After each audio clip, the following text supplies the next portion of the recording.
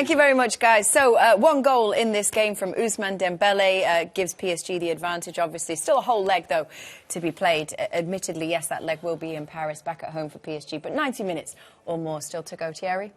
Yeah, still 90 minutes. One thing that we were saying off air with Jamie is that the plus is that it's not 2-0 for Paris Saint-Germain, because they had some opportunities at the end that would have been debatable or no, because we don't know if it was offside or not. But since they didn't score, we couldn't check if it was offside or not. But for me, I have to say that Paris Saint-Germain in so many ways were a bit more dominant than Arsenal. You could see at the end that they were trying to keep the result. Yes, Donnarumma made a great save on Martinelli in that 1v1. Same, Arsenal had some chances, also would have been debatable again, because it would have gone down to see if it was some offsides or not.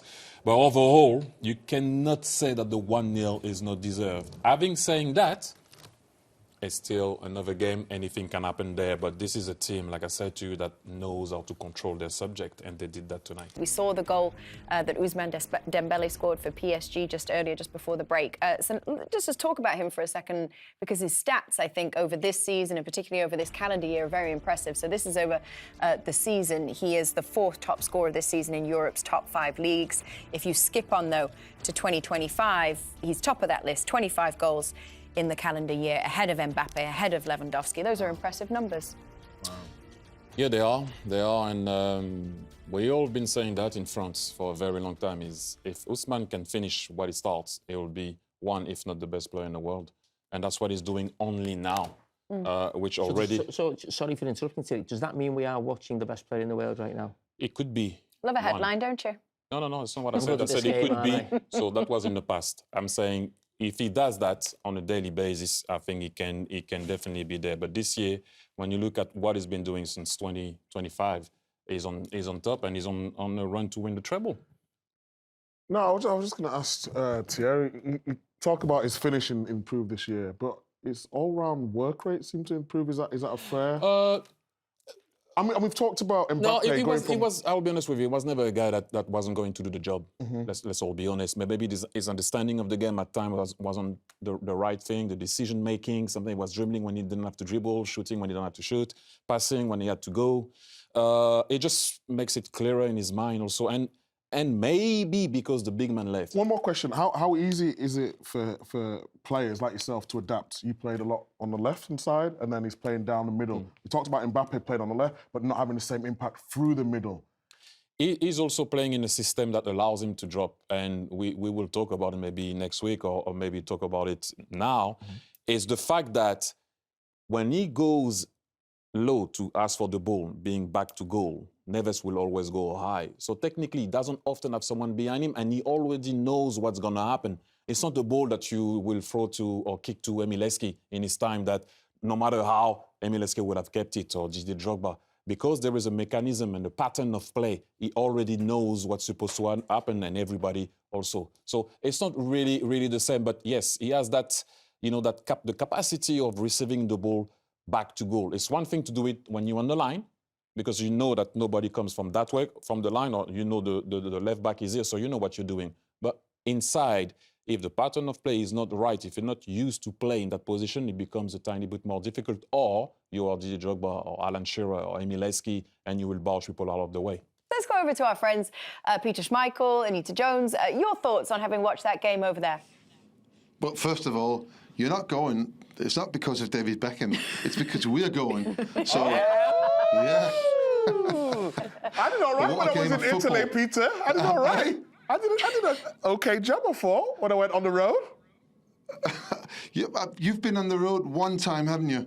Yeah, I have asked for you to come out, and you've ducked out of it every time. Oh, sounds like a challenge. I want to show you the ropes, I'll tell you what. If you want me to come to the Parc des Princes, Peter, I will come with you. No problem at all. Well, what about next week? But David Beckham's going to be here. Well, Peter and Anita. Would you rather be with Peter in the Parc des Princes or here with David Beckham? I'd rather be with them in the Parc des Princes. Oh. Wait till Bex finds out. No contents, is it? Absolutely not. Yeah, but Michael, you and me be crying at the end of the game, so I don't know if you really want to come along to that. I don't think you can say that live, that Michael is an Arsenal fan. I don't think you can. Have you given up hope, Anita?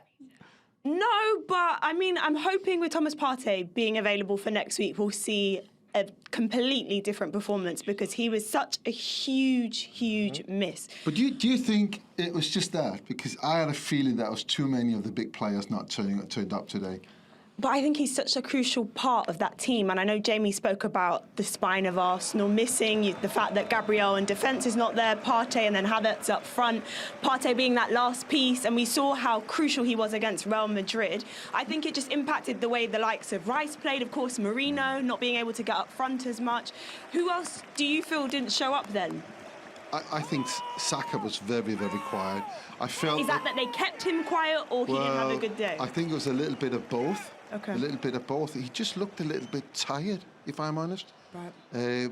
When he got the opportunities to actually challenge Mendes, he just didn't have that extra bit of Saka magic that we've seen before. But I have to say, we can talk about Arsenal not doing this, Arsenal not doing that. I mean, the PSG team, we've said this for a couple of weeks now, that for me, it is the best team left in the tournament. They play extraordinarily good football. Okay, they got the early goal. I think that was really, that was important for the game, how it developed. They got the early goal, and from that moment on, they were in total control. Maybe Arsenal had like 2 5-minute spells, one in the first, one in the second half. Yeah. Apart from that, Vitinha in midfield, wow, what a performance. Yeah, and hopefully we'll be hearing from Vitinha or someone else from PSG. Interesting that you made that big call that they're the best team left in the tournament. When I spoke to John McGinn after Aston Villa had been knocked out, he said the same thing and said that they just made them run so much and they honestly would be feeling it the next day. So what do Arsenal need to do next week? It would be very good for them if they got some of their big players back, so they had a little bit from the bench. There's nothing from the bench really today. When you see what PSG put on Bacola and Ramos, I mean, that's just it's different level, you know. I think everyone needs to play just a little bit better than what they did today. And I think they need to go for it as well. It was a little bit too conservative for me, but PSG, what a fantastic team. Yeah. My favourites to win the tournament. Okay, you said it here. Well, only one goal in it, Kate. Hopefully we'll get some reaction from some of the players shortly.